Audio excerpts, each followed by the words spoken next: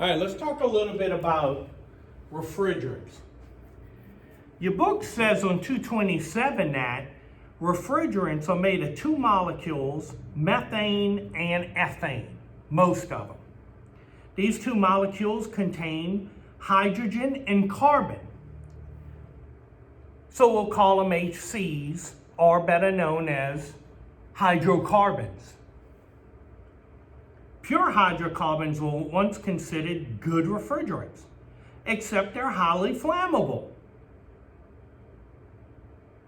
Also, they use ammonia, which is not ozone depleting, but it can kill human beings.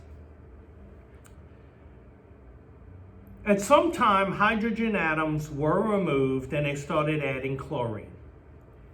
When you added chlorine, they became things like chlorofluorocarbons and hydrochlorofluorocarbons. These will be written on your EPA exam and my test. They're always written the same way. So let's talk about these for a second. So once you learn this, it's pretty easy.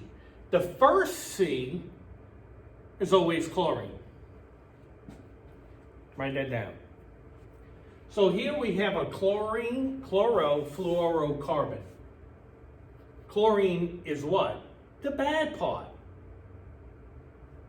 If you don't know what that means, go back to lecture video number 2. Here we have hydrochlorofluorocarbons. So you have hydrogen, chlorine, fluoro, and look. Notice this was the worst.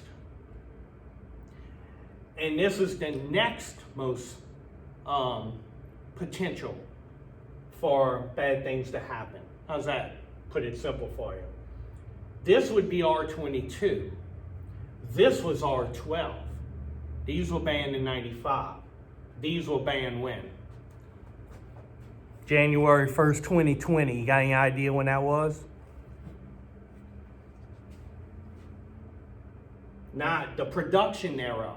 You can still use what's out there, but the production was. Here you don't have what? What's missing? That's right, no chlorine.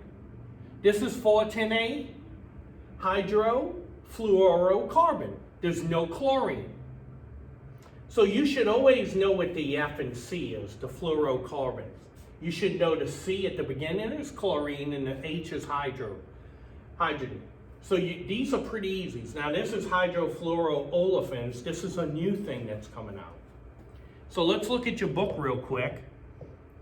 The first one they want to cover, they tell you a safety precaution for refrigerants real quick, so we better mark this down. Refrigerants are heavier than air. Because of this, they can displace air and cause suffocation. Always vacate and ventilate the area, and large refrigerant leaks occur. Okay? Large amounts of inhalation can cause cardiac arrest and eventually death. Now, if you take a refrigerant like R22, it's basically inert, which means it doesn't poison you. It's like doing this.